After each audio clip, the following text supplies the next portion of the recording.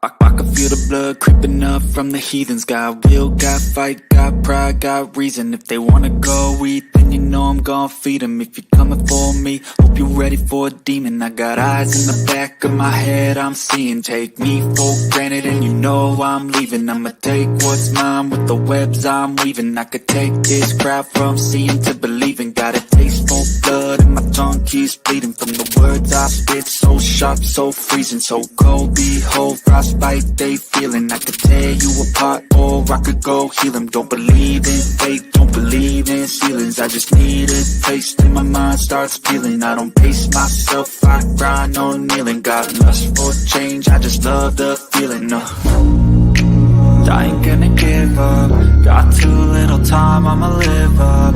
Head down, push forward through the tough times. Cause anything worth doing is a tough climb. And I ain't gonna give up. Got too little time, I'ma live up.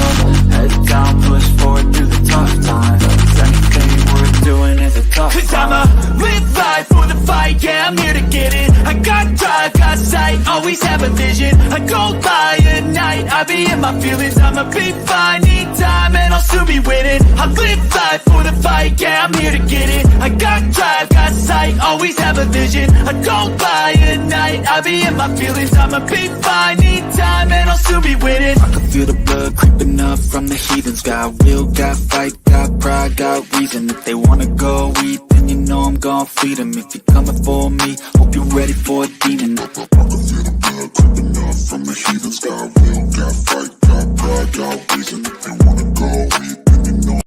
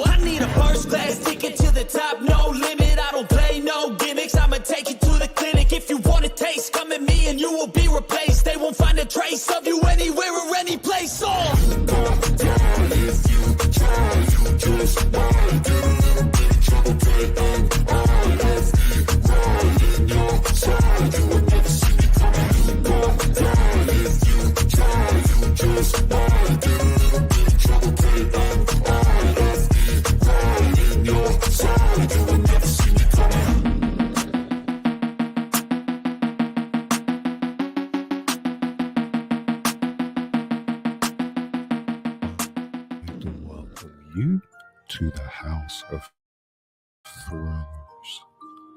I'm Scully, the author that reads to you.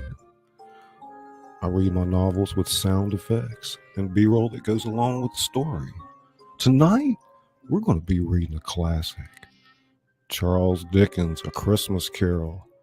So buckle your seatbelt, it's quite the ride, and we'll see you on the other side.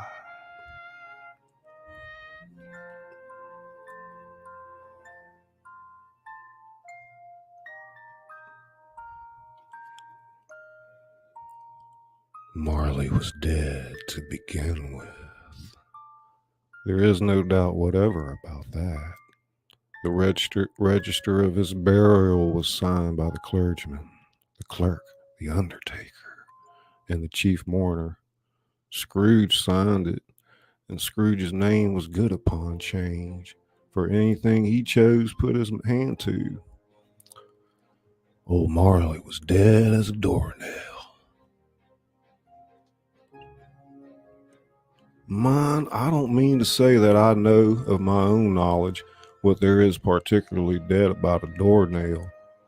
I might have been inclined myself to regard a coffin nail as the deadest piece of ironmongery in the trade. But the wisdom of our ancestors is in the simile, and my unhallowed hand shall not disturb it, or the country's done for.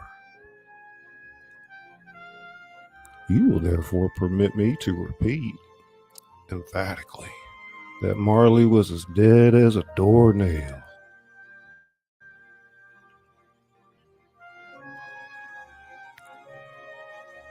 Scrooge knew he was dead? Of course he did. How could it be otherwise? Scrooge and he were partners for I don't know how many years. Scrooge was his sole executor, his sole administrator, his sole assign, his sole residuary legatee, his sole friend and sole mourner. And even Scrooge was not so dreadfully cut up by the sad event, but that he was an excellent man of business on the very day of the funeral, and solemnized it with an undoubted bargain.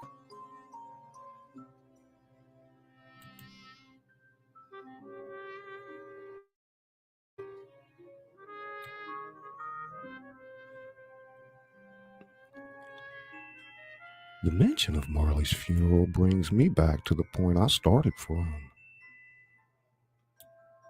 There is no doubt that Marley was dead.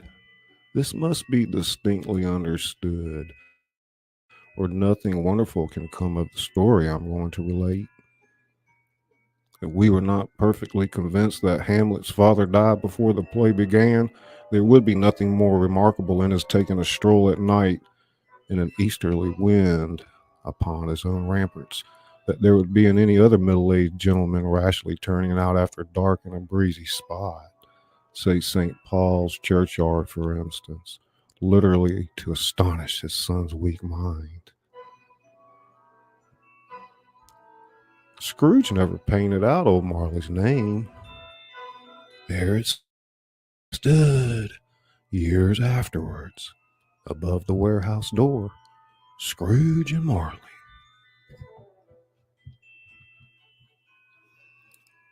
The firm was known as Scrooge and Marley. Sometimes people new to the business called Scrooge, and sometimes Marley, but he answered to both names. It was all the same to him. But he was a tight-fisted hand at the grindstone. Scrooge, a squeezing, wrenching, grasping, scraping, clutching, covetous old sinner. Hard and sharp as flint, from which no steel had ever struck out, secret and self-contained, and solitary as an oyster.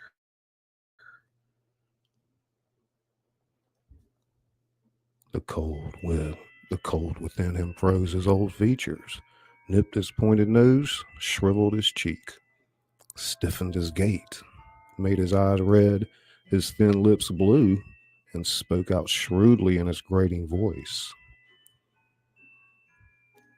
A frosty rime was on his head.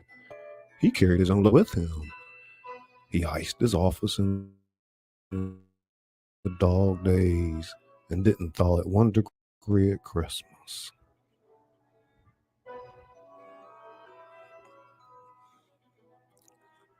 External heat and cold had little influence on Scrooge.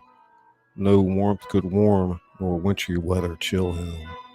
No wind that blew was bitterer than he. No falling snow was more intent upon its purpose. No pelting rain less open to entreaty. Foul weather didn't know where to have him. The heaviest rain and snow and hail and sleet could boast of the advantage over him in only one respect. They often came down handsomely, and Scrooge never did.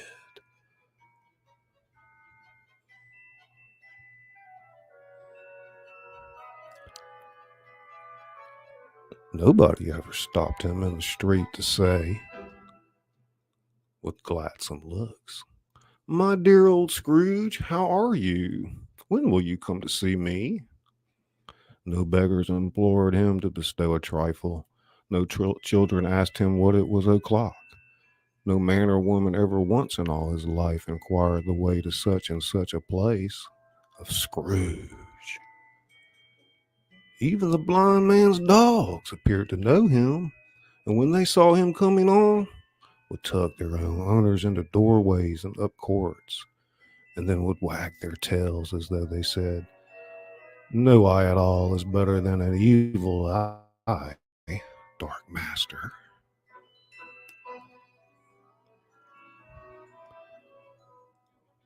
But what did Scrooge care? It was the very thing he liked, to edge his way along the crowded paths of life, warning all human sympathy to keep its distance, was what the knowing ones called nuts to Scrooge.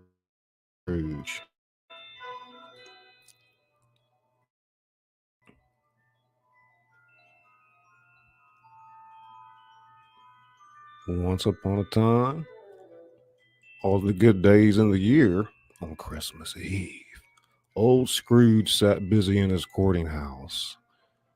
It was cold, bleak, biting weather, foggy withal, and he could hear the people in the court outside go wheezing up and down, beating their hands upon their breasts, and stamping their feet upon the pavement stones to warm them.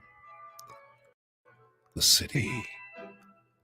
But it was quite dark already. It had not been light all day, and candles were flaring in the windows of the neighboring offices like ruddy smears upon the palpable brown air.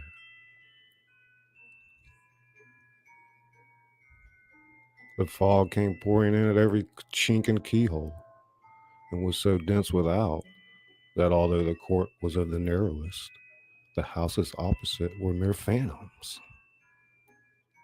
To see the dingy cloud come drooping down, obscuring everything, one might have thought that nature lived hard by and was brewing on a large scale.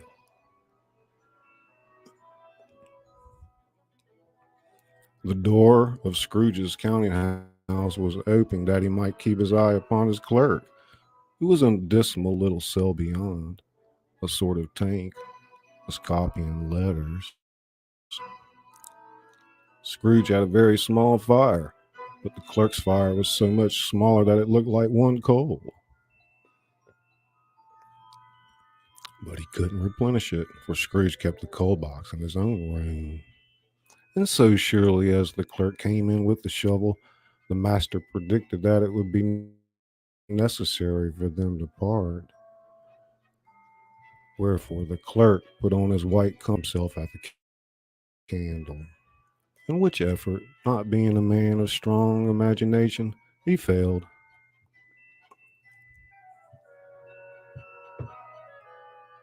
"A Merry Christmas, Uncle! God save you!" cried a cheerful voice.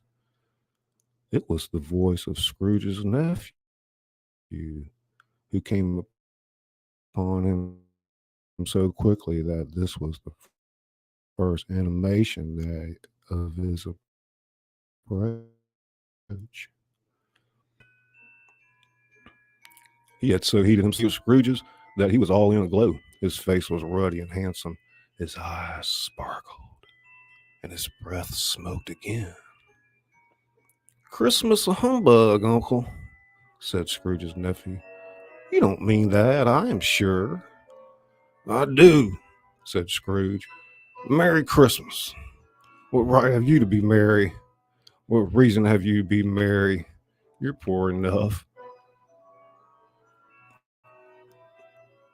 "Come then," returned the new nephew gaily. "What right have you to be dismal? What right have you to be morose? You're rich enough."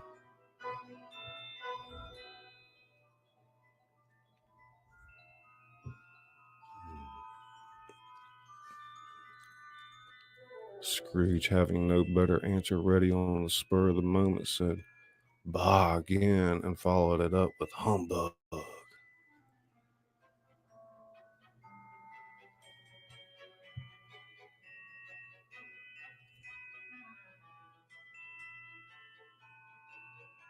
"What else can I be?" returned the uncle, "when I live in such a world of fools as this?"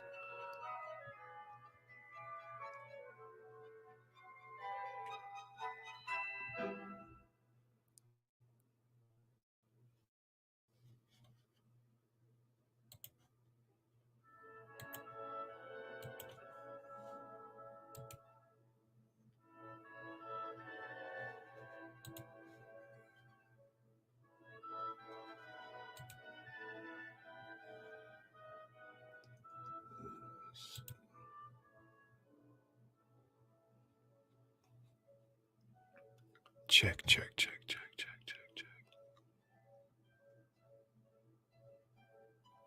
Check, check, check, check, check, check.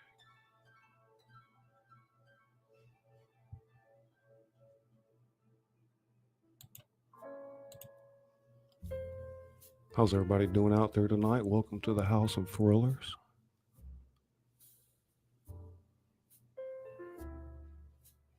You guys out there?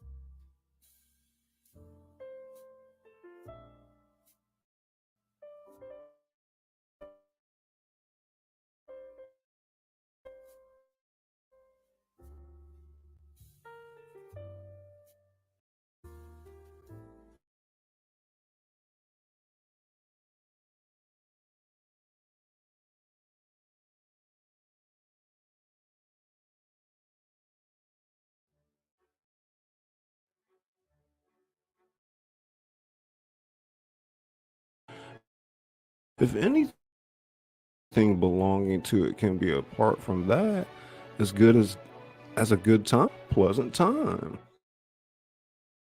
The only time I know of in the long calendar of the year, when men and women seem by one consent to open their shut up hearts freely, and to think of people below them as if they really were fellow journeys. And therefore, Uncle, though it has never put a scrap of gold or silver in my pocket, see that it has done me good and will do me good. And I say, God bless it.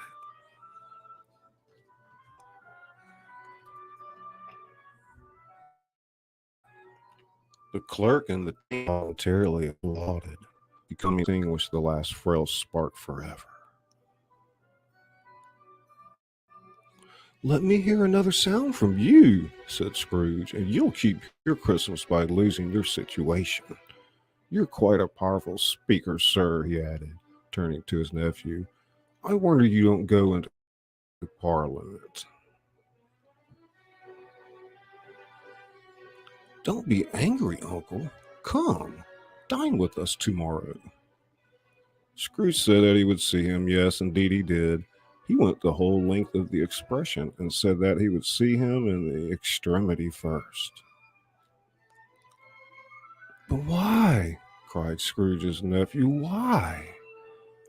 Why did you get married? Said Scrooge. Because I fell in love.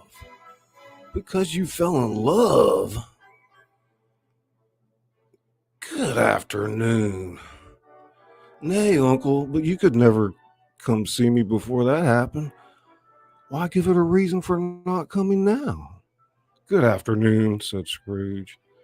I want nothing from you. I ask nothing of you. Why cannot we be friends? Good afternoon. I am sorry with all my heart to find you so resolute. We have never had any quarrel to which I have been a party, but I've made the trial in homage to Christmas, and I'll keep my Christmas humor to the last. So a Merry Christmas, Uncle. Good afternoon. And a Happy New Year. Good afternoon. His nephew left the room without an angry word, notwithstanding. He stopped at the outer door to bestow the greetings of the season on the clerk, who, cold as he was warmer than Scrooge, for he returned them cordially. There's another fellow, muttered Scrooge, who overheard him. My clerk, with 15 shillings a week and a wife and family, talking about a Merry Christmas. I'll retire to Bedlam. This lunatic, in letting Scrooge's nephew out, had let two other people in. They were portly gentlemen, pleasant to behold, and now stood with their hats off in Scrooge's office. They had books and papers in their hands and bowed to him.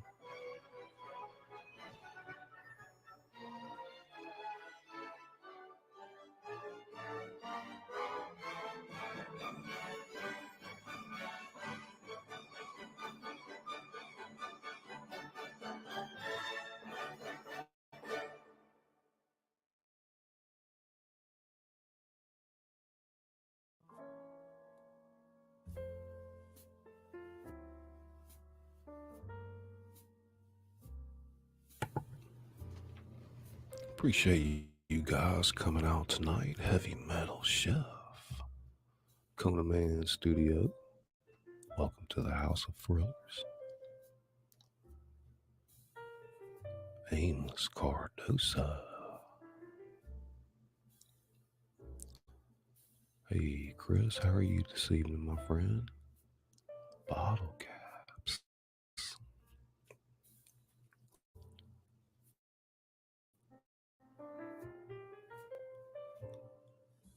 This lunatic.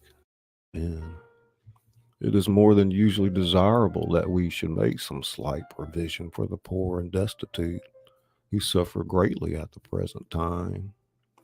Many thousands are in want of common necessaries. Hundreds of thousands are in want of common comforts, sir. Are there no prisons? Asked Scrooge. Plenty of prisons, said the gentleman, laying down the pen again. And the union workhouses? Demanded Scrooge. Are they still in operation? They are, still, returned the gentleman. I wish I could say that they were not. The treadmill and the poor law are in full vigor then, said Scrooge. Both very busy, sir. Oh, I was afraid, from what you said at first, that something had occurred to stop them in their useful course, said Scrooge. I'm very glad to hear it.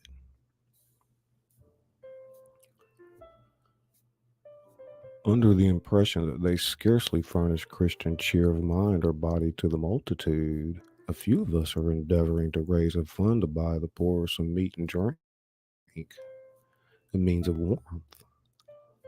We choose this time because it is a time, of all others, when want is keenly felt and abundance rejoices. What shall I put you down for? Nothing, replied Scrooge.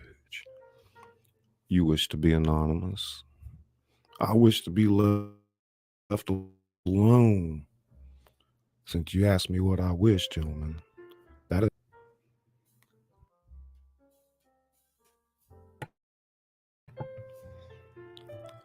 I don't make merry myself at Christmas, and I can't afford to make idle people merry. I help to support the establishments I have mentioned.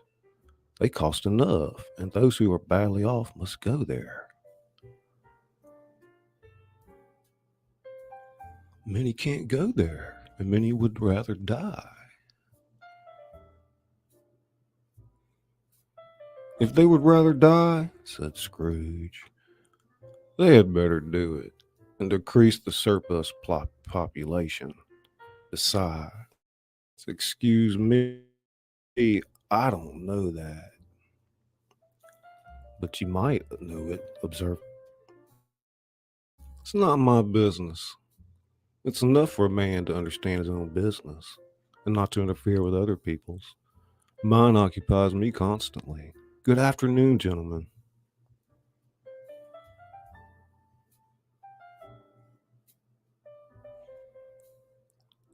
Seeing clearly that it would be useless to pursue their point, the gentleman withdrew. Scrooge resumed his labors with an improved opinion of himself and in a more facetious temper than was usual with him.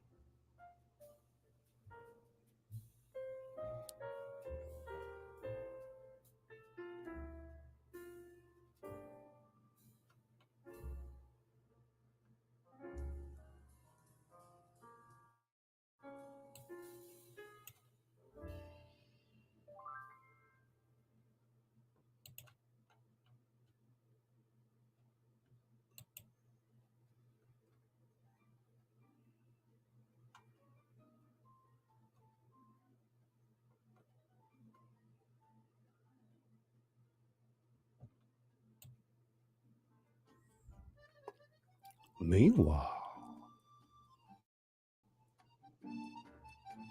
the fog and darkness thickened so that people ran about with flaring links, proffering their services to go before horses and carriages and conduct them on the way.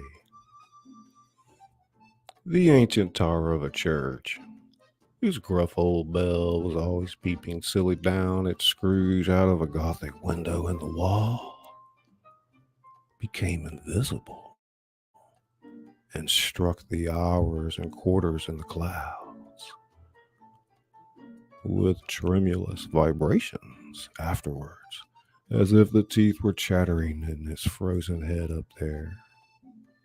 The cold became intense.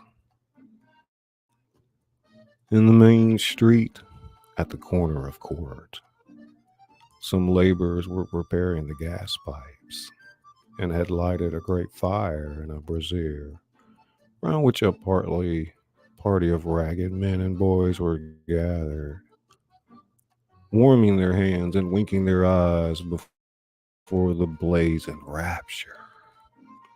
The water plug being left in solitude, its overflowing sullenly congealed and turned to misanthropic ice. Misanthropic ice.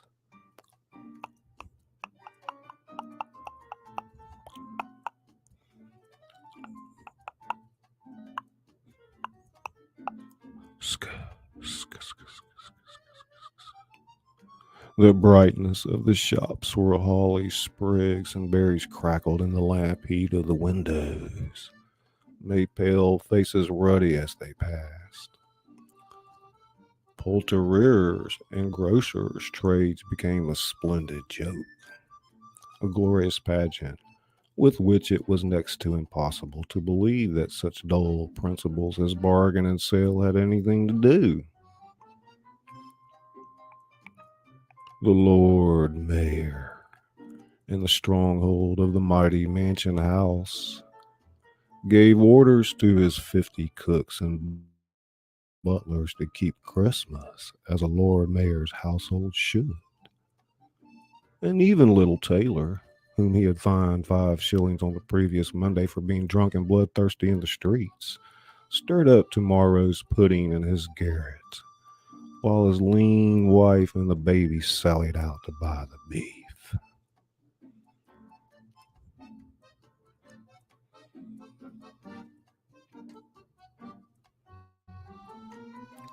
Foggier yet, and colder, piercing, searching, biting cold.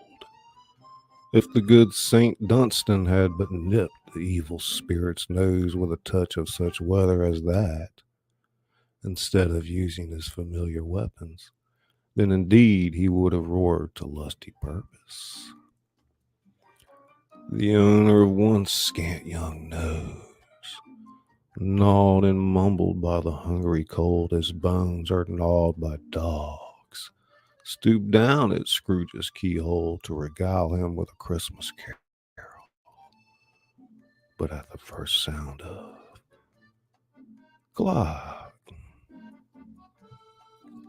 God bless you, merry gentlemen, may nothing you dismay," Scrooge seized the ruler with such energy of action that the singer fled in terror, leaving the keyhole to the fog and even more congenial frost.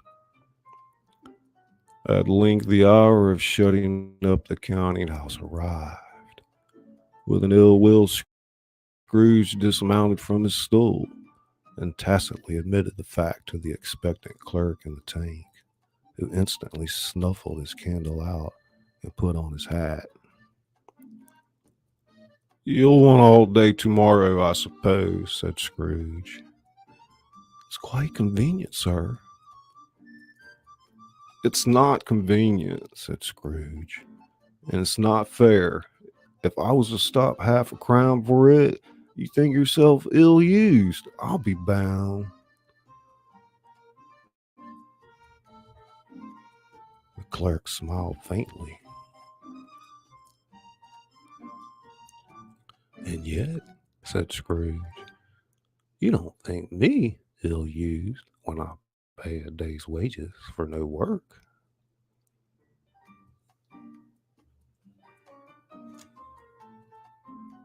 The clerk observed that it was only once a year. "A poor excuse for picking a man's pocket every 25th of December," said Scrooge, buttoning his greatcoat to the chin. "But I suppose you must have the whole day. Be here all earlier next morning."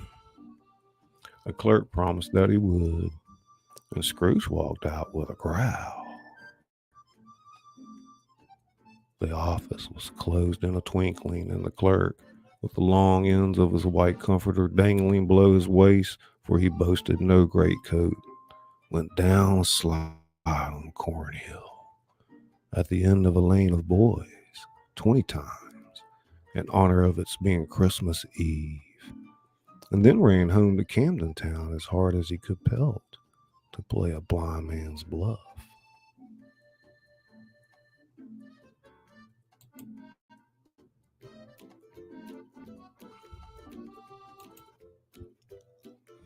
Scrooge took his melancholy dinner at his usual melancholy tavern, and having read all the newspapers and beguiled the rest of the evening with his banker's book, went home to bed. He lived in chambers which had once belonged to his deceased partner. They were a gloomy suite of rooms in a lowering pile of building up a yard where it had so little business to be that one could scarcely help fancying it must have run there when it was a young house, playing at hide and seek with other houses, and had forgotten the way out again.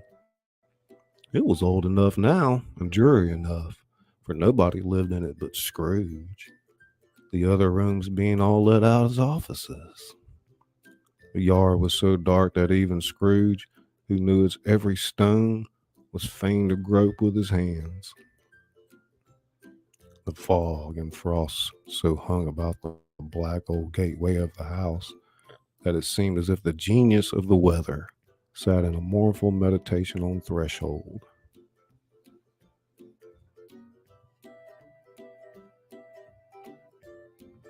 Now, it is a fact that there was nothing at all particular about the knocker on the door, except that it was very large.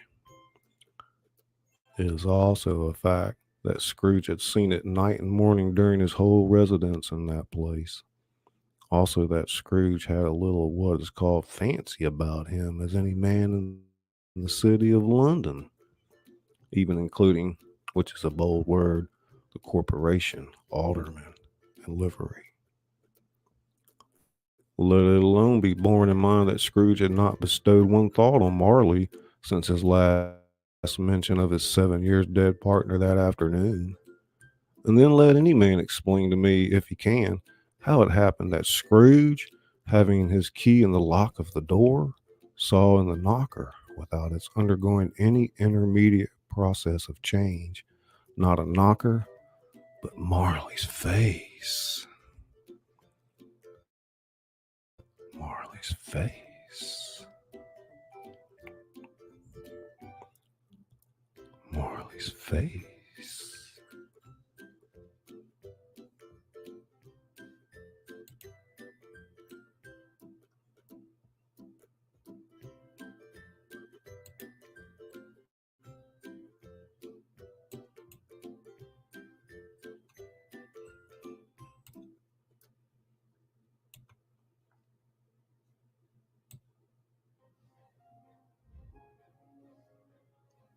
And there was Marley's face. Scus, scus, scus, scus, scus, scus, scus. Marley's face. Scus, scus, scus, scus, scus, scus. Joe Sampson. Sean S. Beats. The unspeakable. The unspeakable. Marley's face. Amos Cardosa. Amos Cardosa. Peasant uprising. Peasant uprising.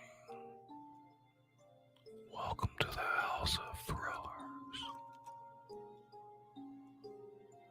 As Scrooge looked fixedly at this phenomenon, it was a knocker again.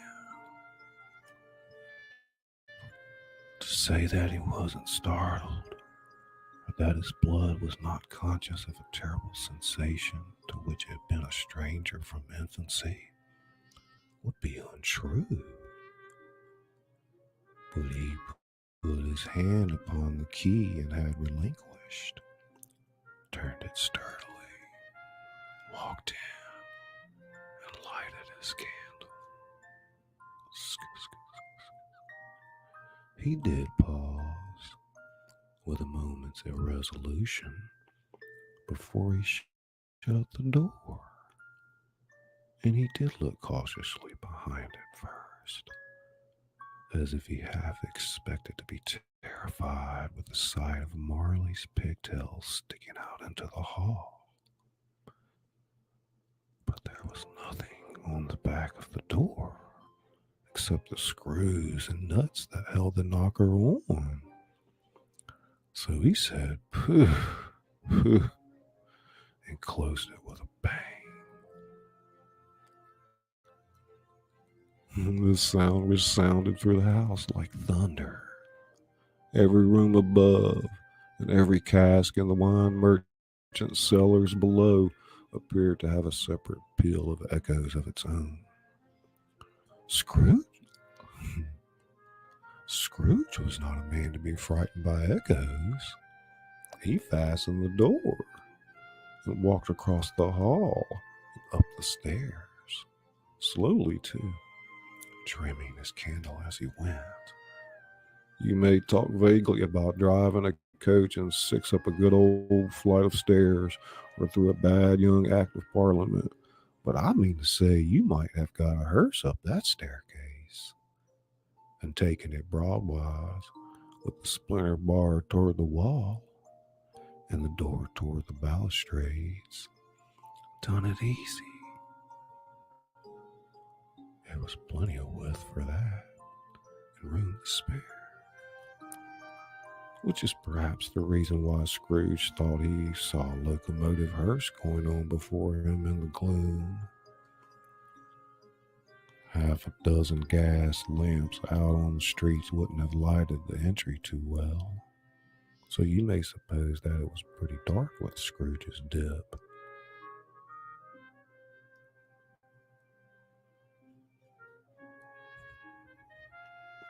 Up Scrooge went, not caring a button for that. Darkness is cheap, and Scrooge liked it. He walked through his rooms to see that all was right. He had just enough recollection of the face to desire to do that. Sitting room, bedroom, lumber room, all as they should be. Nobody under the table, nobody under the sofa, a small fire in the grate, a spoon and basin ready, and the little saucepan of gruel. Scrooge had a cold in his head upon the hob. Nobody under the bed, nobody in the closet, nobody in his dressing gown, which was hanging up in a suspicious attitude against the wall. Lumber room as usual. Old fire guard, old shoes, 2 fish baskets, washing stand on 3 legs, and a poker. Quite satisfied, he closed his door and locked himself in, double locked himself in, which was not his custom. Thus secured against surprise, he took off his cravat, put on his dressing gown and slippers and his nightcap, and sat down before the fire to take his gruel.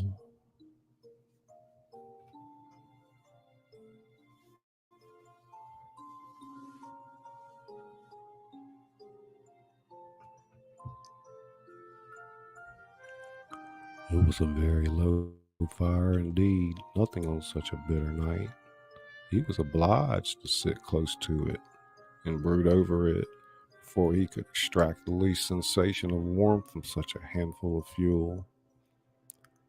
The fireplace was an old one, built by some Dutch merchant long ago, and paved all round with the quaint Dutch tiles, designed to illustrate the scriptures.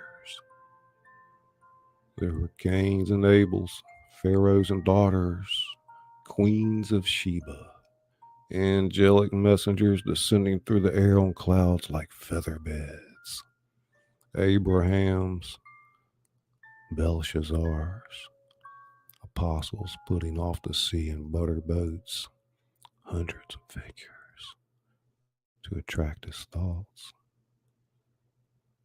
And yet that face of Marley,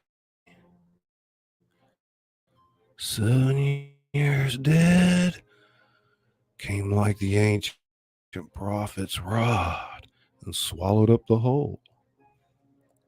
If each smooth tile had been a blanket at first, with power to shape some picture on its surface from the disjointed fragments of his thoughts, there would have been a copy of old Marley's head on every one.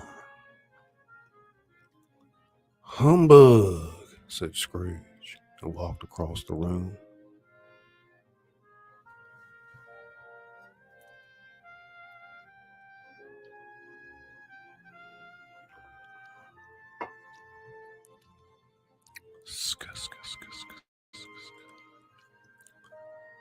Son, Mr. Son, welcome to the house, buddy.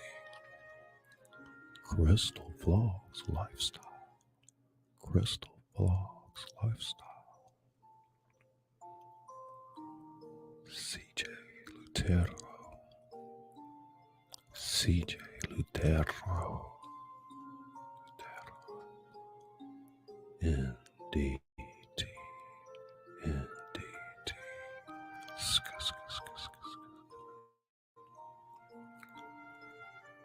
This might have lasted half a minute, or a minute, but it seemed an hour.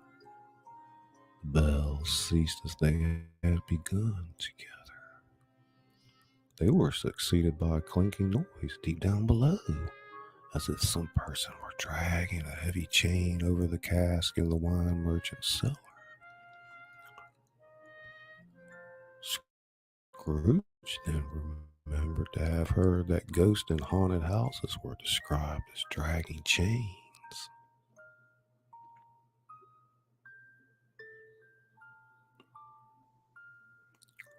The cellar door flew open with a booming sound, and then he heard the noise much louder on the floors below.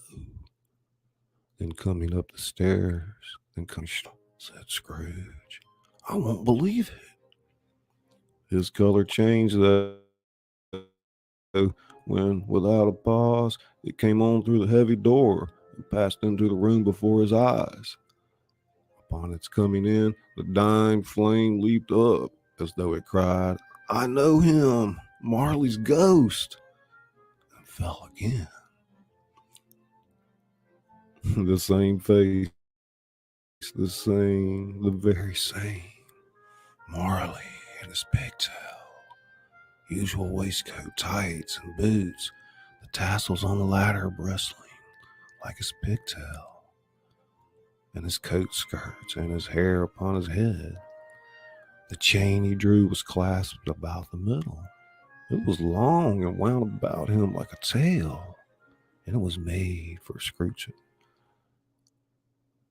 Made of cash boxes, keys, padlocks, ledgers, deeds, and heavy purses wrought in steel. His body was transparent, so that Scrooge, observing him and looking through his waistcoat, could see the 2 buttons on his coat behind.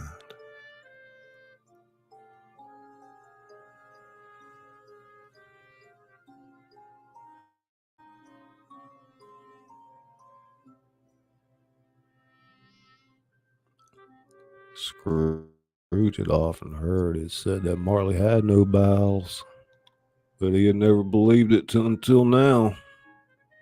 No, nor did he believe it even then, though he looked the phantom through and through and saw it standing before him, though he felt the chilling influence of its death-cold eyes, and marked the very texture of the folded kerchief bound about his head and chin, which wrapper he had not observed before.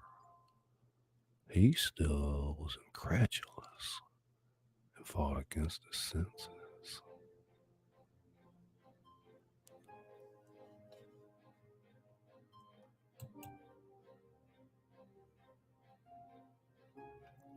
"How now?" said Scrooge, caustic and cold as ever. "What do you want with me?"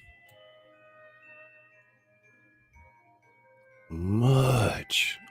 Marley's voice, no doubt about it. "Who are you?" "Ask me who I was." "Who were you then?" "You're particular for a shade." He was going to say to a shade, but substituted this as more appropriate. "In life, I was your partner, Jacob Marley." Can you sit down?" asked Scrooge, looking doubtfully at him. "I can." "Do it then." Scrooge asked him the question, because he didn't know whether a ghost so transparent might find himself in a condition to take a chair. He felt that in the event of its being impossible, it might involve the necessity of an embarrassing explanation.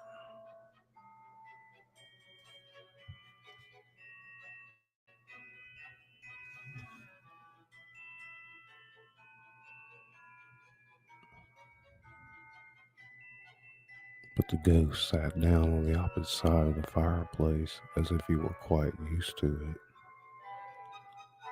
"You don't believe in me," observed the ghost. "I don't." "What evidence would you have of my reality, beyond that of your senses?" "I don't know," said Scrooge. "Why do you doubt your senses?" "Because," said Scrooge, "a little thing affects them. A slight disorder of stomach makes them cheats. You may be an undigested bit of beef, a blot of mustard, a crumb of cheese, a fragment of an undertone potato. There's more of gravy than of grave about you, whatever you are."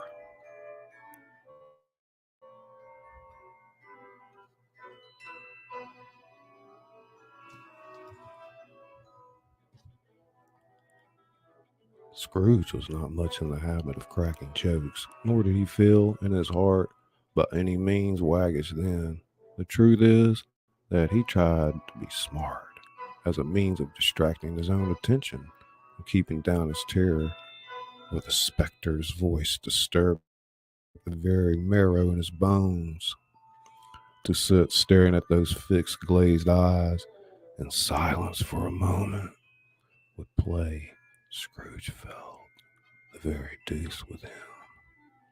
There was something very awful, too, in the spectre's being provided with an infernal atmosphere of its own.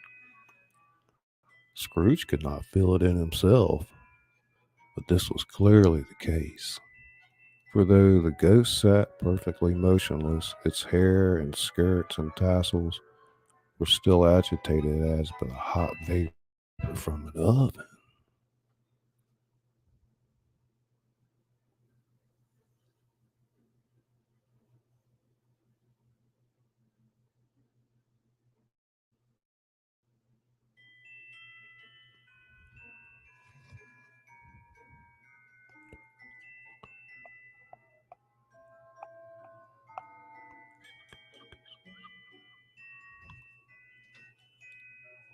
Of an oven. Soothing sound, girl. Soothing sound, girl. Welcome to the house of thrillers.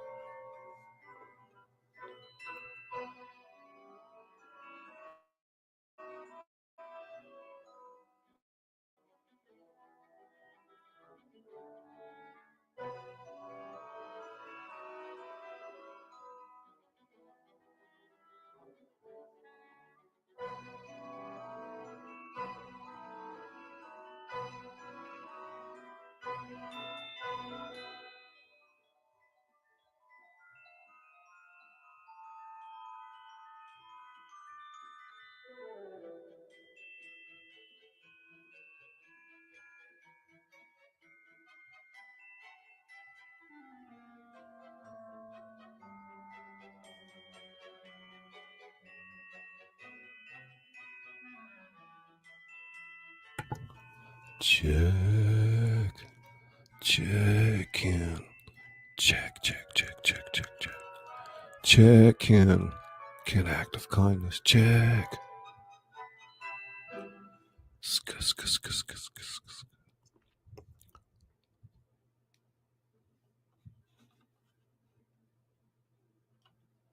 Check in. Check.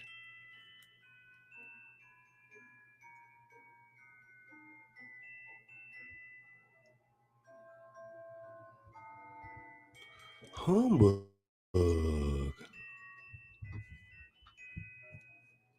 Humbug. Well, returned Scrooge, I have but to swallow this, and be for the rest of my days persecuted by a legion of goblins, all of my own creation. Humbug, I tell you, humbug.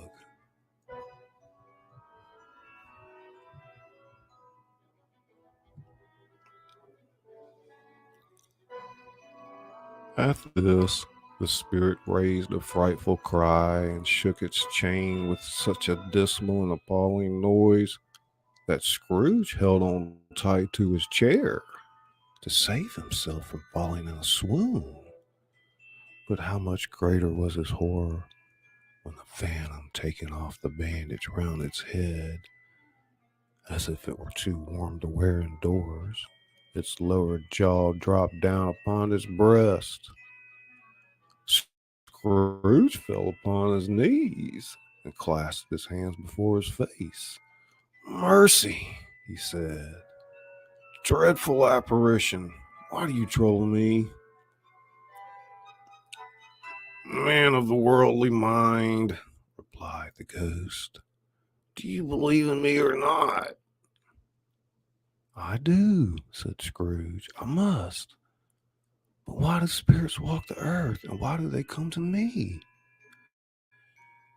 It's required of every man," the ghost returned, "that the spirit within him should walk abroad among his fellow men and travel far and wide.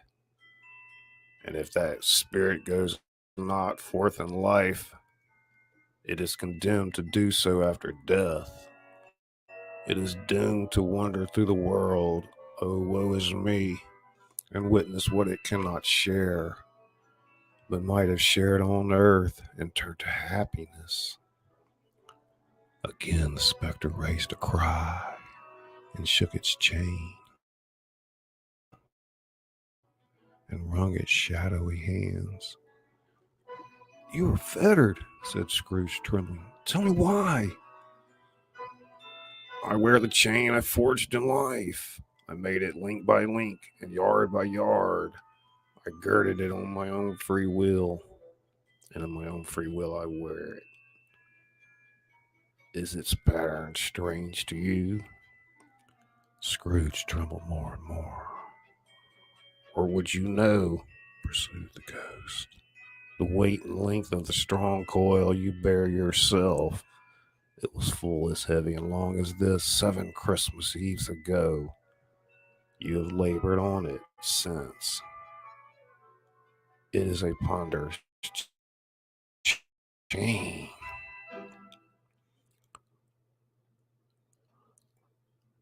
Scrooge, Matthew Fox, Fox, welcome to the House of Thrillers. You're highly welcome, my friend.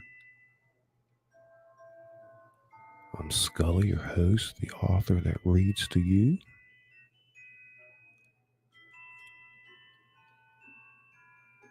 This is Charles Dickens' A Christmas Carol.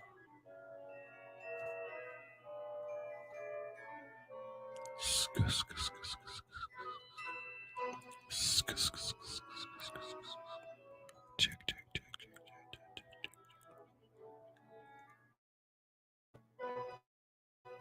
Scrooge trembled more. He glanced about him on the floor in the expectation of finding himself surrounded by some 50 or 60 fathoms of iron cable, but he could not see nothing. Jacob, he said imploringly. Old Jacob Marley, tell me more. Speak comfort to me, Jacob. I have none to give, the ghost replied. It comes from other regions, Ebenezer Scrooge, and is conveyed by other ministers to other kinds of men. Nor can I tell you what I would. A very little more is all permitted to me. I cannot rest. I cannot stay. I cannot linger anywhere. My spirit never walked beyond our counting house. Mark me. In my life, my spirit never roved beyond the narrow limits of our money-changing hole, and weary journeys lie before me.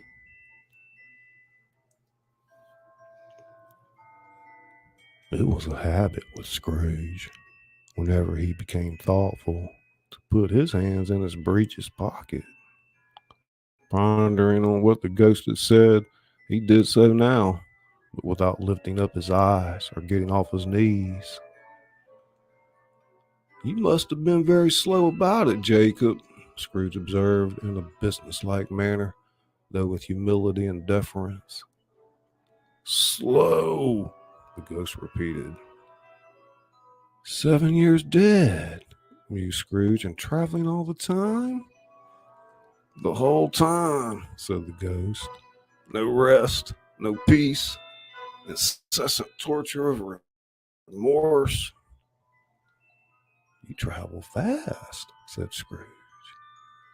On the wings of the wind. You might have got over a great quantity of ground in 7 years. The ghost, on hearing this, set up another cry and clinked its chain so hideously in the dead silence of the night that the ward would have been justified in indicting it for a nuisance. Oh, captive bound and double ironed, cried the phantom, not to know that ages of incessant labor by mortal creatures, for this earth must pass into eternity before the good of which it is susceptible is all developed. Not to know that any Christian spirit working kindly in its little sphere, whatever it may be, will find its mortal life too short for its vast means of usefulness. Not to know that no space of regret can make amends for one's life opportunities misused. Yet such was I. Oh, such was I. But you were always a good man of business, Jacob, faltered Scrooge, who now began to apply this to himself. Business, cried the ghost, wringing his hands again. Mankind was my business. The common welfare was my business. Charity, mercy, forbearance, and benevolence were all my business. The dealings of my trade were but a drop of water in the comprehensive ocean of my business. It held up its chain at arm's length, as if that were the cause of all its unavailing grief, and flung it heavily upon the ground again. At this time of the rolling year, I suffer most. Why did I walk through the crowds of fellow beings with my eyes turned down, and never raise them to that blessed star which led the wise men to a poor abode? Were there no poor homes to which its light would have conducted me? Scrooge was very much dismayed to hear the spectre going on at this rate, and began to quake exceedingly. Hear me, cried the ghost. My time is nearly gone. I will, said Scrooge, but don't be hard upon me. Don't be flowery, Jacob. Pray. How's that? You in a shape that you can see? I may not tell. I have sat invisible beside you many and many a day. It was not an agreeable idea. That is no light part of my penance, pursued the ghost. I am here tonight to warn you that you have yet a chance and hope of escaping my fate. A chance and hope of my procuring Ebenezer. You are always a good friend to me. Thank you. You will be haunted by 3 spirits. Scrooge, Scrooge's countenance fell almost as low as the ghost had done. Is that the chance and hope you mentioned, Jacob? It is. I think I'd rather not. Without their visits, you cannot hope to shun the path I have tread. Expect the first tomorrow when the bell tolls 1. Couldn't I take them all at once and have it over, Jacob? Expect the second on the next night at the same hour. A third upon the next night when the last stroke of 12 has ceased to vibrate. Look to me to see no more. And look that for your own sake you remember what has passed between us.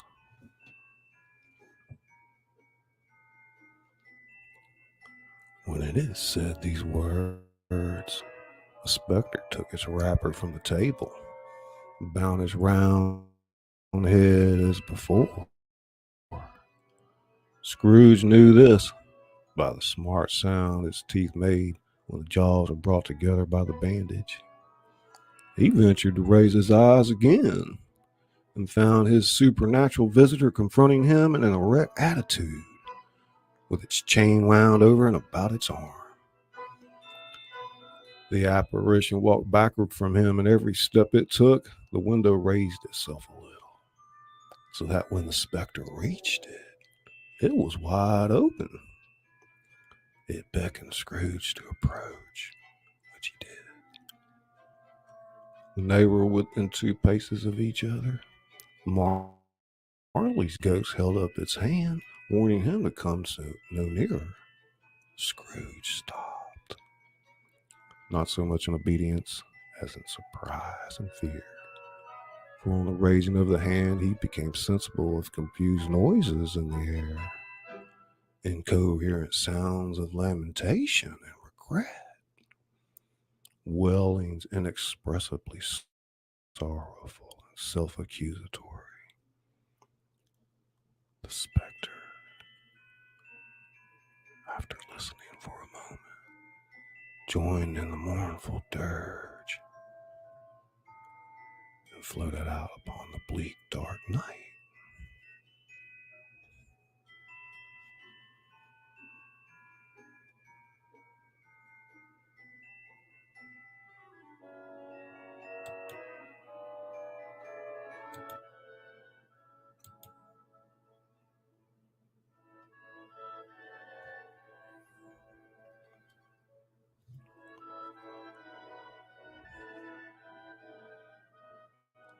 Scrooge followed to the window. Desperate in his curiosity, he looked out.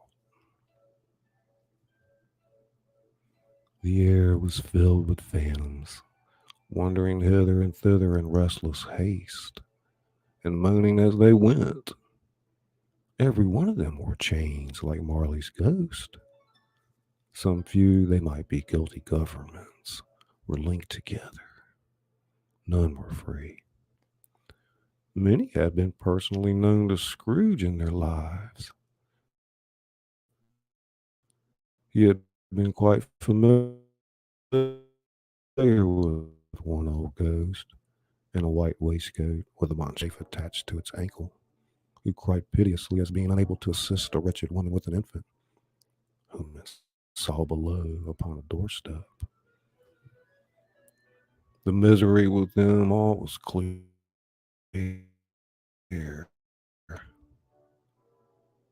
they sought to interfere for good in human matters.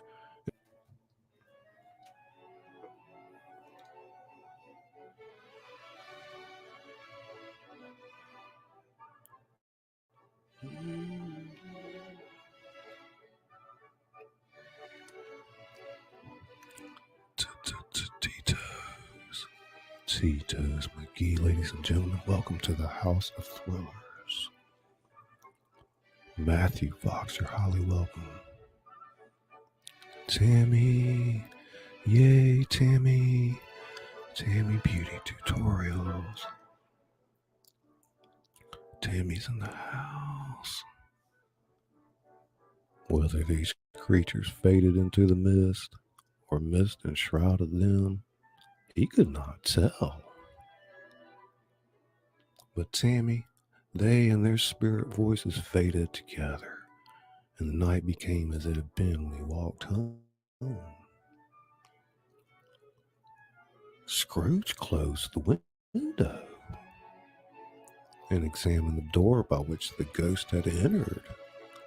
It was double locked, and he had locked it with his own hands, and the bolts were undisturbed. He tried to say humbug, but stopped at the first syllable. And being from the emotion he had undergone, or the fatigues of the day, or his glimpse of the invisible world, or the dull conversation of the ghost, or the lateness of the hour, much in need of repose, went straight to bed and fell asleep upon the instant.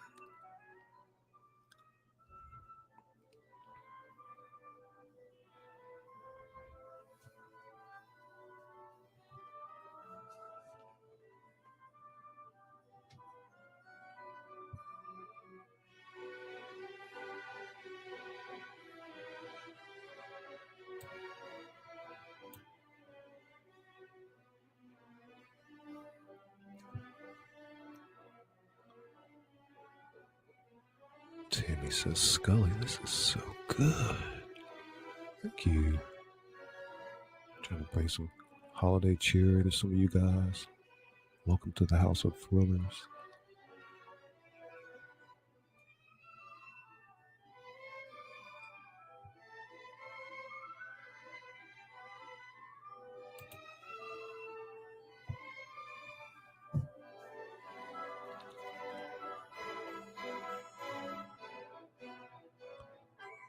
When Scrooge awoke, it was so dark that looking out of bed, he could scarcely distinguish the transparent window from the opaque walls of his chamber. He was endeavoring to pierce the darkness with his ferret eyes when the chimes of a neighboring church struck the 4 quarters. So he listened for the hour. To his great astonishment, the heavy bell went on from 6 to 7, and from 7 to 8, and regularly up to 12, and stopped. 12. It was past 2 when he went to bed. The clock was wrong. An icicle must have got into the works. 12? He touched the spring of his repeater to correct this most preposterous clock. This rapid little pulse beat 12 and stopped. Why, it isn't possible, said Scrooge, that I can have slept through a whole day and far into another night. It isn't possible that anything has happened to the sun, and this is 12 at noon? The idea being an alarming one, he scrambled out of bed and groped his way to the window. He was obliged to rub the frost off with the sleeve of his dressing gown before he could see anything. He could see very little then. All he could make out was that it was still very foggy and extremely cold, and that there was no noise of people running to and fro and making a great stir, as there unquestionably would have been if the night had beaten off a bright day and taken possession of the world. This was a great relief, because 3 days after the sight of the first of exchange paid to Mr. Ebenezer Scrooge on his order, and so forth. would have become a mere United States security if there were no days to count by. Scrooge went to bed again and thought and thought and thought it over and over and over and could make nothing of it. The more he thought, the more perplexed he was, and the more he endeavored not to think, the more he thought. Marley's ghost bothered him exceedingly. Every time he resolved within himself, after nature inquiry, that it was all a dream, his mind flew back again like a strong spring released to its first position, and presented the same problem to be worked all through. Was it a dream or not?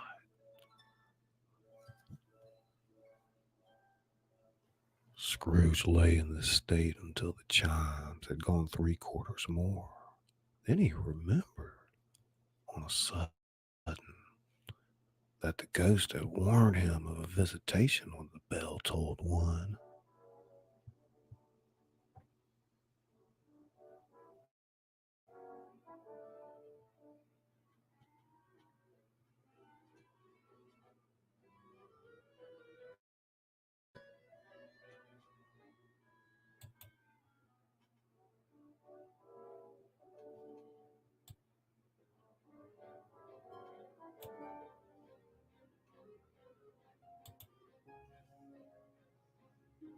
When the bell tolled 1,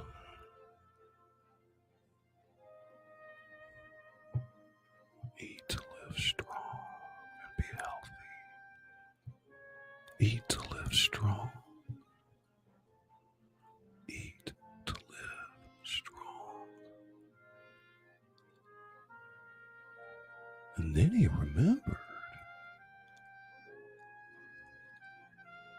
Ding dong. 1/4 past, said Scrooge, counting. Ding dong. 1/2 past, said Scrooge. Ding dong. 1/4 to it, said Scrooge. Ding dong. The hour itself, said Scrooge triumphantly, and nothing else. He spoke before the hour bell sounded, which it now did with a deep, dull, hollow, melancholy one. Light flashed up in the room upon the instant, and the curtains of his bed were drawn. The curtains of his bed were drawn aside, I tell you, by a hand.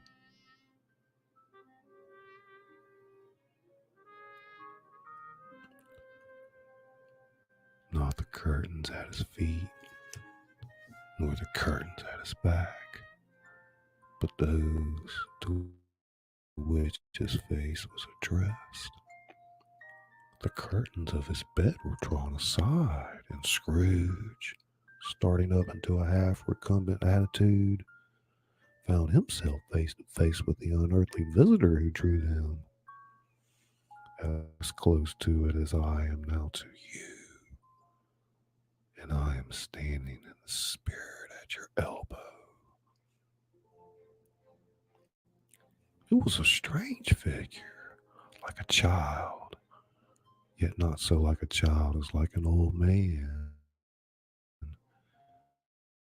Viewed through some supernatural medium, which gave him the appearance of having receded from the view and being diminished to a child's proportions.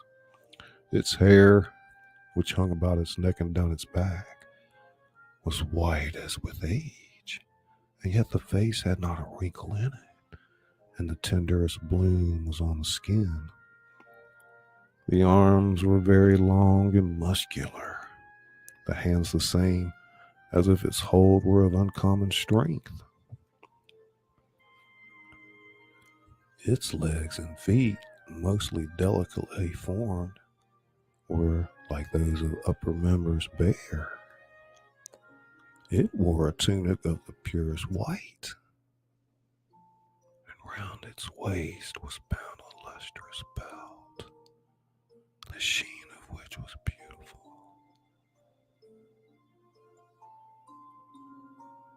It held a branch of fresh green holly in its hand,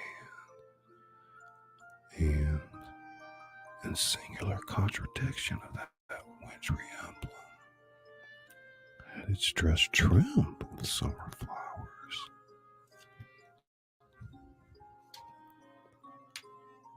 But the strangest thing about it was that from the crown of its head there sprung a bright, clear jet of light, by which all this was visible, and which was doubtless the occasion of its using, in its duller moments, a great extinguisher for a cap, which it now held under its arm.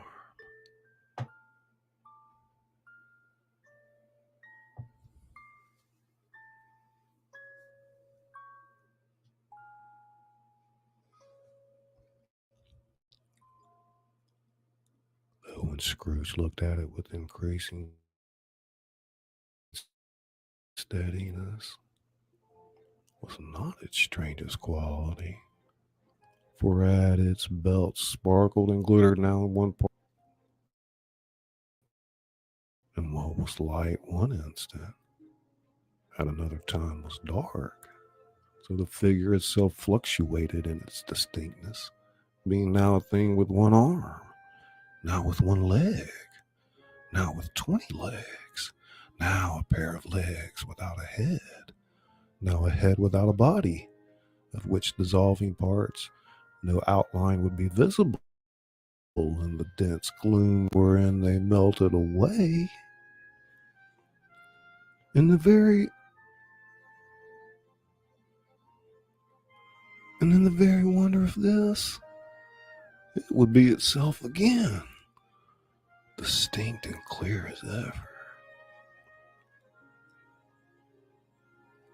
"Are you the spirit, sir, whose coming was foretold to me?"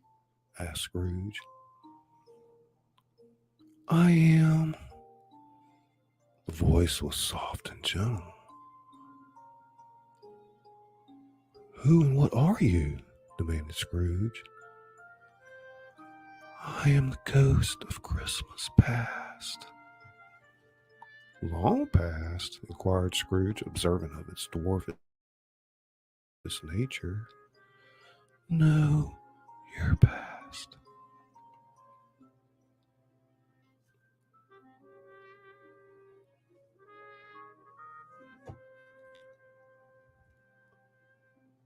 Heavy metal shelf.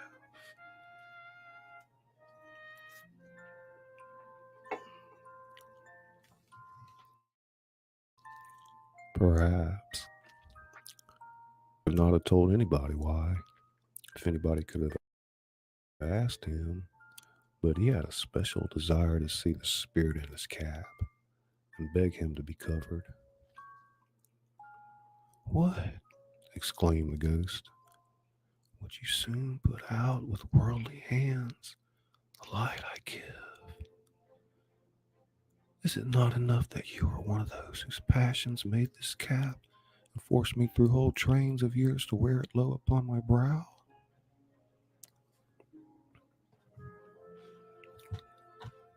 Scrooge reverently disclaimed all intention to offend, or any knowledge of having willfully bonneted the spirit at any period of his life. He then made bold to inquire what business brought him there. "Your welfare," said the ghost. Scrooge expressed himself much obliged, but could not help thinking that a night of unbroken rest would have been more conducive to that end. The spirit must have heard him thinking, for it said immediately, "Your reclamation, then. Take heed." It put out its strong hand as it spoke and clasped him gently on the arm. "Rise and walk with me." It would have been in vain for Scrooge to plead that the weather and the hour were not adapted to pedestrian purposes. The bed was warm, and the thermometer a long way below freezing, that he was clad but lightly in slippers.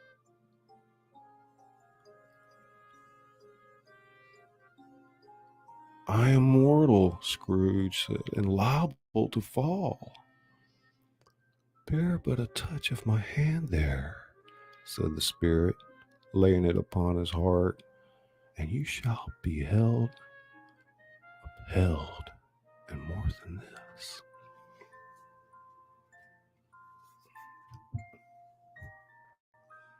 Good heavens, said Scrooge, clasping his hands together. I was bred in this place. I was a boy here. The spirit gazed upon him mildly. Its gentle touch, though it had been light and instantaneous, appeared still present to the old man's sense of feeling.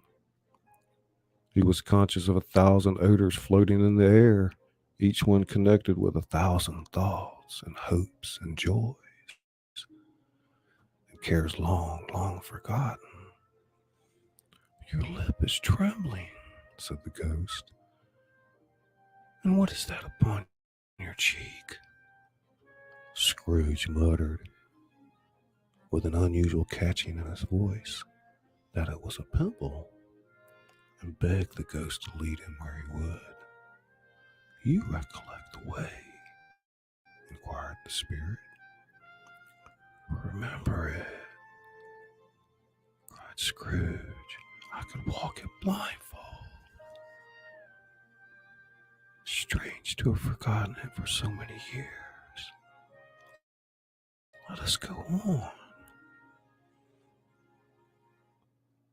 They walked along the road, Scrooge recognizing every gate and post and tree, until a little market town appeared in the distance with its bridge, its church, and winding river. Some shaggy ponies were now seen trotting toward them with boys upon their backs, who called to other boys in country gigs and carts driven by farmers. All these boys were in great spirits and shouted to each other until the broad fields were so full of merry music that the crisp air laughed to hear it. These are but shadows of the things that have been, said the ghost. They have no consciousness of us.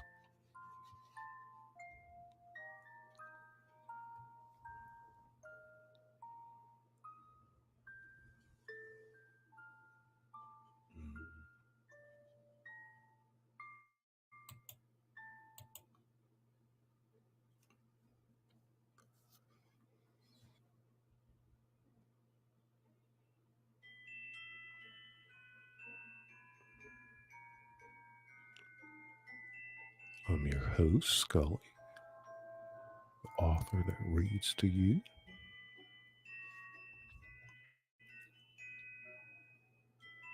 They left the high road by a well-remembered lane that soon approached a mansion of dull red brick with a little weathercock-surmounted cupola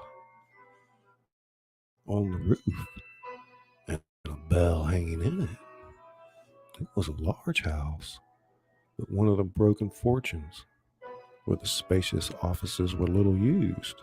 Their walls were damp and mossy, their windows broken, and their gates decayed. Fowls clucked and strutted in the stables, and the coach house and sheds were overrun with grass.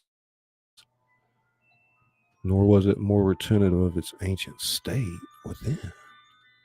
For entering the dreary hall and glancing through the open doors of many rooms, they found them poorly furnished, cold, and vast.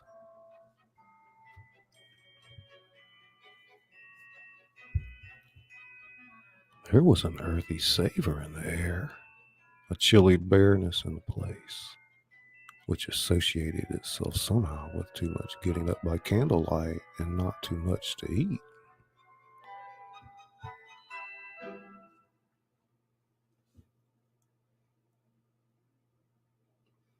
Sammy, superstar. Take a quick break, you guys. Be right back.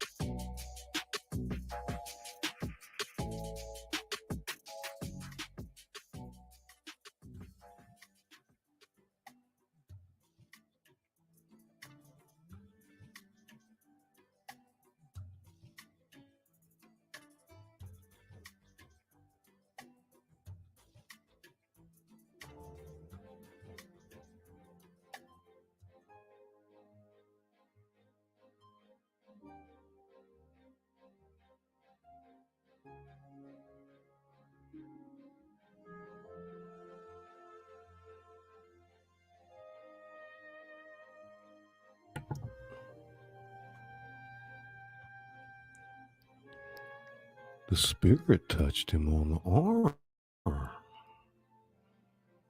and pointed to his young self, intent upon his reading.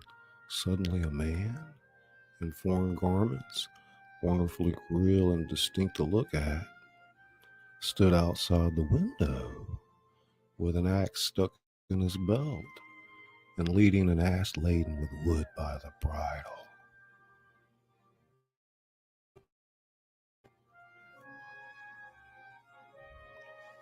"Why, it's Ali Baba!" Scrooge exclaimed in ecstasy. "It's dear old honest Ali Baba! Yes, yes, I know.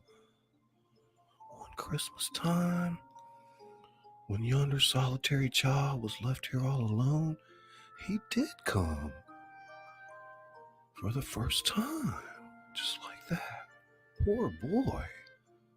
"And Valentine," said Scrooge, "and his wild brother Orson, there they go. And what's his name? Who was put down in his drawers, asleep at the gate of Damascus? Don't you see him? And the Sultan's groom turned upside down by the Jinnah. There he is upon his head. Serve him right. I'm glad of it. What business had he to be married to the princess?" To hear Scrooge expending all the earnestness of his nature on such subjects, in a most extraordinary voice between laughing and crying, and to see his heightened and excited face, would have been a surprise to his business friends in the city indeed. "There's the parrot!" cried Scrooge. "Green body and yellow tail, with a thing like a lettuce growing out of the top of its head. There he is! Poor Robin Crusoe, he called him when he came home again after sailing round the island. Poor Robin Crusoe! Where have you been, Robin Crusoe?" The man thought he was dreaming, but he wasn't.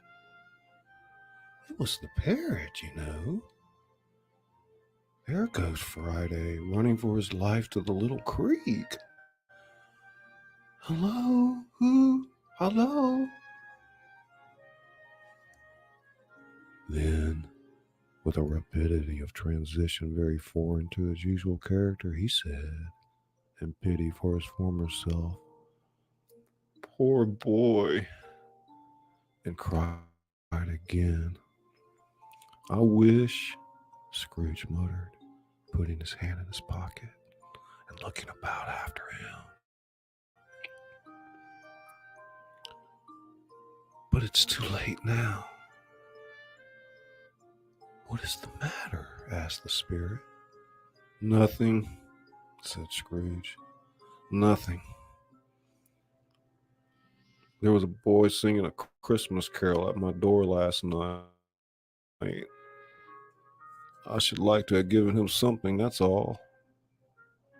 The ghost smiled thoughtfully and waved its hand, saying as it did so, "Let us see another Christmas."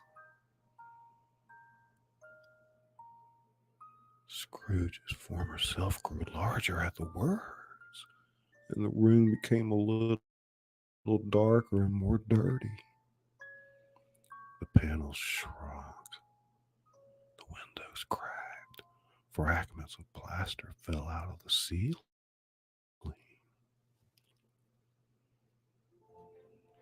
and the naked laths were shown instead. But how all this was brought about, Scrooge knew no more than you do. He only knew that it was quite correct, that everything had happened so, that there he was, all alone again, when all the other boys had gone home for the jolly holidays. He was not reading now, but walking up and down despairingly. Scrooge looked at the ghost, and with a mournful shaking of his head, glanced anxiously towards the door. It opened, and a little girl, much younger than the boy, came darting in and putting her arms about his neck and often kissing him, addressed him as her dear, dear brother.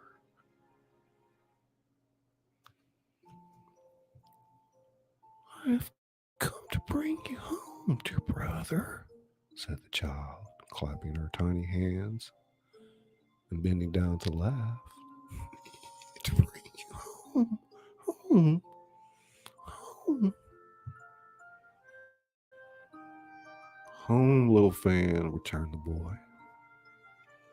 "Yes," said the child, brimful of glee. "Home for good and all. Home forever and ever. Father is so much kinder than he used to be. That home's like heaven." A night when I was going to bed, that I was not afraid to ask him once more if you might come home. And he said, "Yes, you should," and sent me in a coach to bring you. "And you're to be a man," said the child, opening her eyes, "and are never to come back here. But first, we're to be together all Christmas long and have the merriest time in all the world."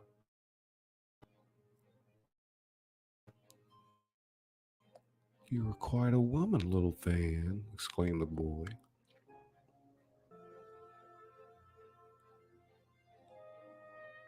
She clapped her hands and laughed and tried to touch his head, but being too little, laughed again and stood out on tiptoe to embrace him. Then she began to drag him in her childish eagerness towards the door, and he, nothing loth to go, accompanied her.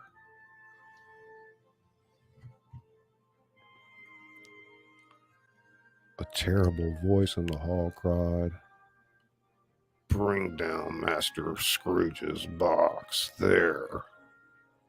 And in the hall appeared the schoolmaster himself, who glared on Master Scrooge with a ferocious condescension and threw him into a dreadful state of mind by shaking hands with him.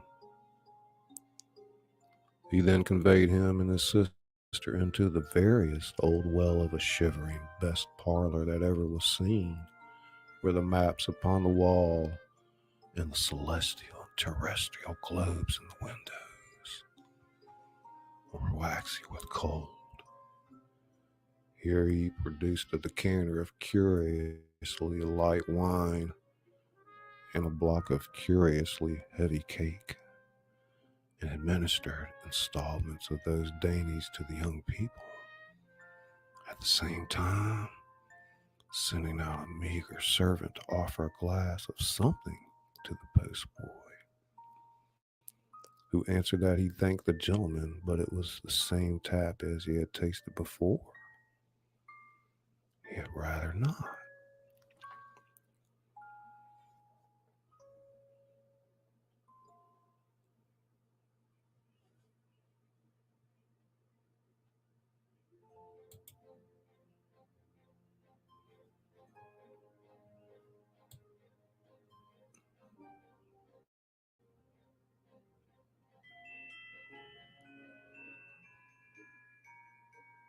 Always a delicate creature, whom a breath might have withered, said the ghost. She had a large heart. So she had, cried Scrooge. You're right. I'll not gainsay it, spirit. God forbid. She died a woman, said the ghost, and had, as I think, children. One child, Scrooge returned. True, said the ghost, your nephew.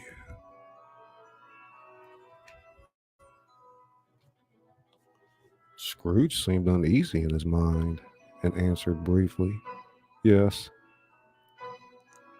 Although they had but that moment left the school behind them, they were now in the busy thoroughfares of a city, where shadowy passengers passed and repassed, where shadowy cars and coaches battled for the way, and all the strife and tumult of a real city were.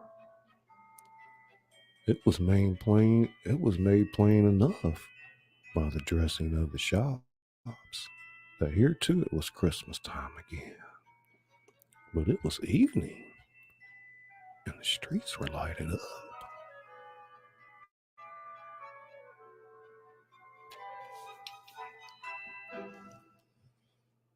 Sean S. Beats. Sean S. Beats. Welcome to the house, buddy. Ladies and gentlemen, welcome in to the house of thrillers, Linda Parker. Linda Parker. You're highly welcome, my dear.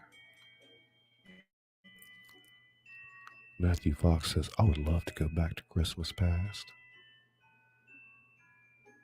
Art is fun with Keely V. Art is fun with Keely V. Welcome to the house, Neo.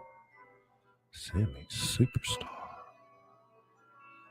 Sammy Superstar.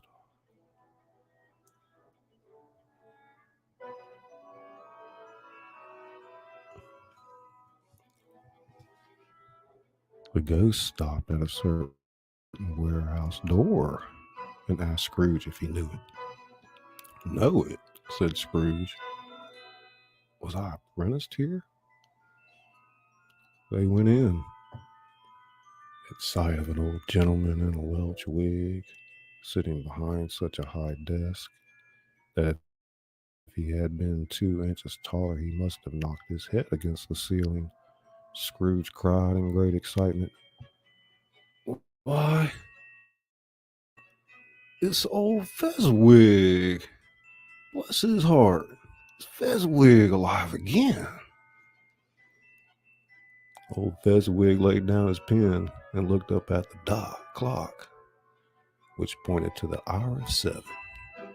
He rubbed his hands, adjusted his capacious waistcoat, laughed all over himself, from his shoes to his organ of benevolence, and called out in a comfortable, oily, rich, fat, jovial voice, "Yo-ho there, Ebenezer! Dick!" Scrooge's former self, now grown a young man, came briskly in, accompanied by his fellow apprentice, "Dick Wilkins, to be sure," said Scrooge to the ghost. "Bless me, yes. There he is. He was very much attached to me, was Dick. Poor Dick, dear, dear." "Yo, my boys," said Fezziwig. "No more work tonight. Christmas Eve." "Christmas, Ebenezer. Let's have the shutters up."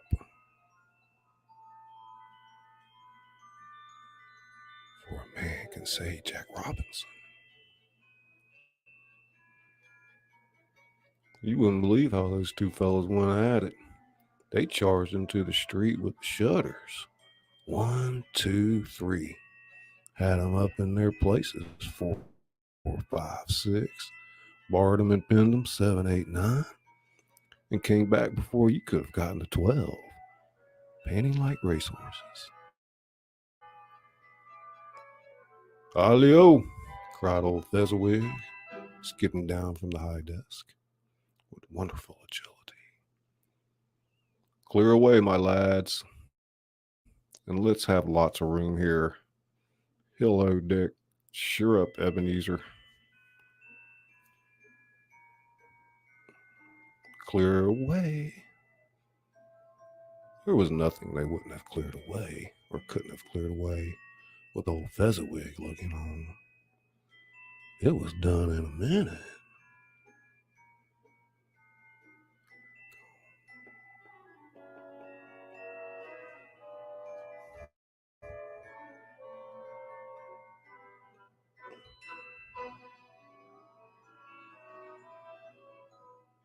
In came a fiddler with a music book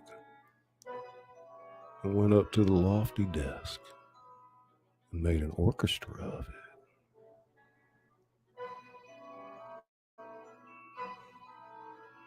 There were more dances and there were forfeits, and more dances and there was cake, and there was neja, and there was a great piece of cold roast.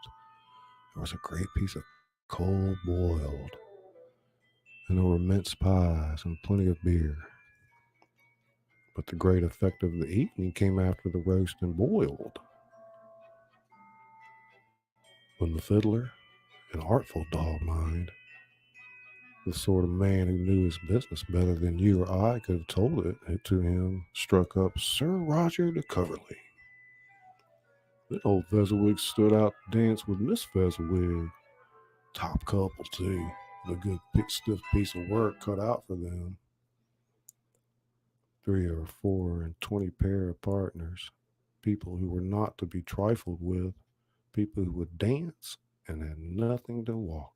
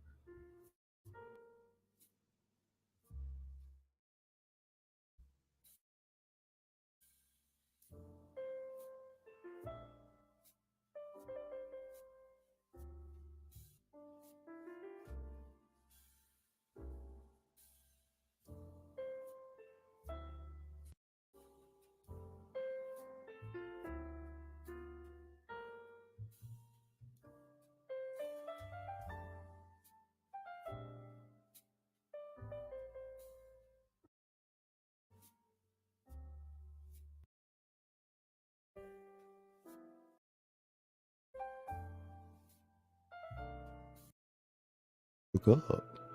Mr. and Mrs. Fezziwig took their stations, one on either side the door, and shaking hands with every person individually as he or she went on, wished him or her a Merry Christmas.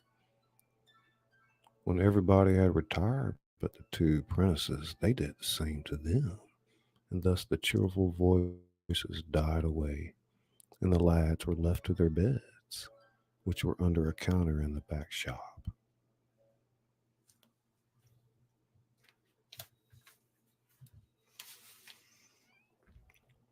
During the whole time of this, Scrooge had acted like a man out of his wits. His heart and soul were in the scene, and with his former self.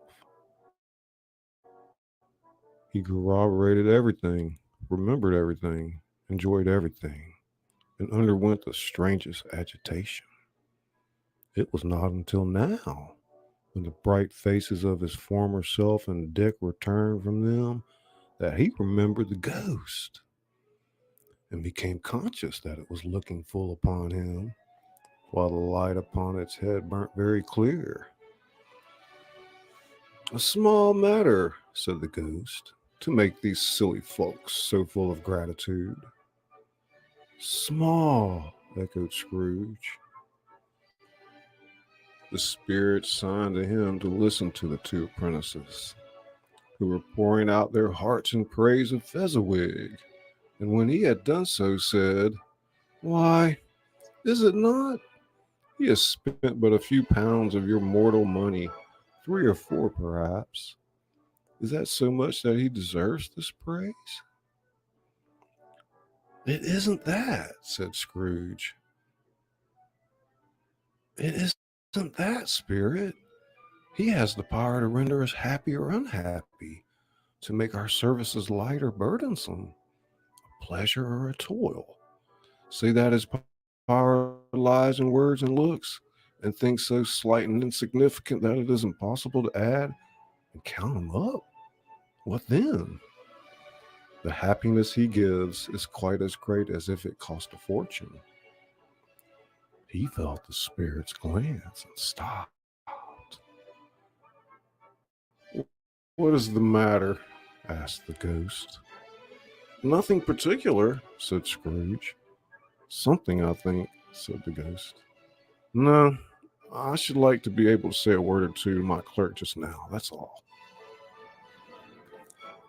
His former self turned down the lamps as he gave utterance to the wish, and Scrooge and the ghost again stood side by side in the open air. My time grows short, observed the spirit. Quick! This was not addressed to Scrooge or to anyone whom he could see, but it produced an immediate effect, for again Scrooge saw himself. He was older now, a man in the prime of life. His face had not the harsh and rigid lines of later years, but it had begun to wear the signs of care and avarice. There was an eager, greedy, restless motion in the eye, which showed the passion that had taken root, and where the shadow of the growing tree would fall. He was not alone, but sat side by side of a fair young girl in a morning dress, in whose eyes there were tears, which sparkled in the light that shone out of the ghost of Christmas past.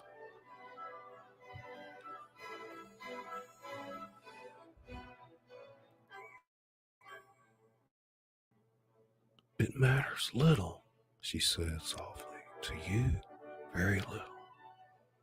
Another idol has displaced me, and if it can cheer and comfort you in time to come, as I would have tried to do, I have no just cause to grieve.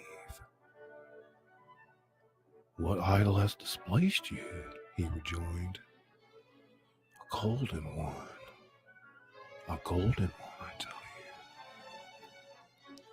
you. This is the even-handed dealing of the world, he said. There is nothing on which it is so hard as poverty, and there is nothing it professes to condemn with such severity as the pursuit of wealth. You fear the world too much, she answered gently.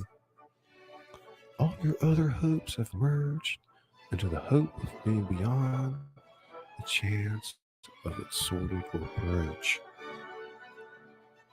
I have seen your noble aspirations fall off one by one until the master passion, gain, engrosses you.